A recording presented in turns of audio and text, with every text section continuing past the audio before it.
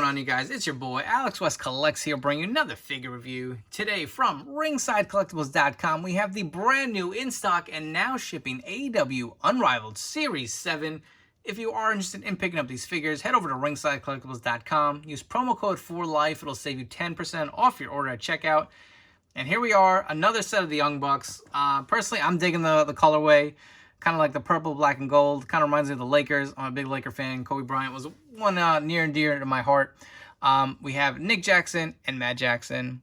And the one I'm probably most excited for from this wave, and I'm sure a lot of you are, Lance Archer and his debut figure. Definitely looks very nice in box. Take a look at the figures in the packaging. You get the image of each wrestler on the front. Take a look on the side. You got the AEW logo. Flipping over to the other side, you have the series number as well as the figure number. And on the back, you got the beautiful images of each wrestler. I will pull out Nick Jackson for you. Get a close-up. You can see Matt Jackson right there. And Lance Archer, as well as the other figures in the wave. Let's come back and get these guys out of the packaging. All right, so here we are, the figures out of the packaging, and we're going to start off with Matt Jackson first. So taking a look at the head scan, I'll admit, I don't really like it. I don't really see the resemblance. I'm not a fan of the black beard with the brown hair. Just looks really off. It just doesn't look like him at all. The jacket, however, does look nice. I do like the detail on it. It's got the zipper on the sleeves. It's got the nice specks of the yellow, slight hints of purple. I like the buckle coming down. Taking a look at the back, the design continues. You got some nice sculpting there too. The YB for Young Bucks up top. Got the nice molded tassels. And here's where I can deal with the plastic jackets. It's got a lot of detail to it, and for this to look, you know, halfway decent in cloth, probably really expensive. And if they cheaped out and kept within budget, it probably just would not have looked anywhere as good as this one does. It's just such nice little details as far as the pockets and the lines. So that I do appreciate with the jacket. And it does open up in the front. And removing the jacket off the figure, just to give you an idea how it looks, it is a little stiff around the arm. So definitely pop off his hands to get the jacket off of him. And here's how the figure looks with the jacket off. Unfortunately, because it was sitting over the hair, it just looks weird, man. It's like so raised. It just doesn't look right. I could probably heat that and fix it, but honestly, it just looks a little, you know, just more toyetic with the jacket on. So probably the hair is going to stay like this, but just to note, if you do want to display him without the jacket, that is an issue you'll probably run into. But going down the gear, you do see the purple and yellow. Continuing on the belt, as well as on the side, you got the YB for Young Bucks. Designs on the side of the tights. Bucks on the other side. I do like the design of these tights. And personally, so the last series, AEW Unrivaled Series 3, had the kind of like soft goods, like rope tassels. This is the molded plastic, and to me, this just sits a lot better. It looks nicer, it's cleaner, it's more compact, and it just, and the other one just shed. There was like glitter all over the place, so personally, I do like the look of that a lot better. Taking a look at the back, you can see the sculpt of the hair. But that is Matt Jackson. Now, moving on to Nick, I'm going to assume and say the jacket is very similar, if I can get him to stand. Nick Jackson, so we have seen this head scan before. This is the AEW Unrivaled Series 1 head, just repainted. He's got a purple bandana now this time. The hair is a little bit of a different color. Seems to be a bit darker. And the jacket, again, same exact as Matt's. Same design. Got the YB on the back. And removing the jacket, you can see Nick kind of runs into the same issue as Matt. Because the hair was over the jacket, kind of leaves a bit of a gap, and honestly just does not look that good. He kind of suffers from a little bit of the no neck syndrome too. I don't know. The head just doesn't sit that well on this torso, which is weird because we've gotten so many different versions of this figure so far. But looking on the torso and onto the tights, again, same design. Nice purple and yellow with a black. Got the molded tassels. I do like the attire on this guy, definitely. One of my favorite looks of the Bucks. I did like the Series 3. Series 1, I'll admit, not my favorite. Actually did get rid of those, and we'll get into that when we do some comparisons. But that is the Young Bucks. And now the one that I feel like we've all been waiting for, Lance Archer. Look at that scan. Looks so mean, so nice. This came out really good. You could see the screaming scan. Take a look at the mohawk with a braid running down, red.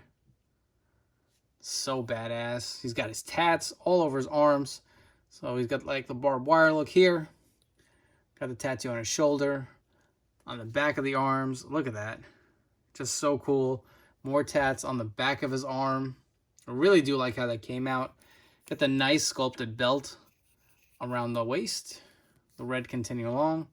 I will say his torso is a tad loose. Not much, but just something to note. Hopefully that's just mine. And look at the gear. Look at his freaking tights, man. Just so much detail. Take a look at the other side. Everybody dies. Murder monster. Like, come on, man. This is definitely not a kid's toy. Good luck with Mattel trying to get away with this. This just looks so good. Even going down to the boots, it's got more detail. Got the skulls. Got the red around his boots. The nice red in the back. This figure is so awesome. I really do like how that turned out. Kind of one more look through. So badass, man. I'm sure this is like...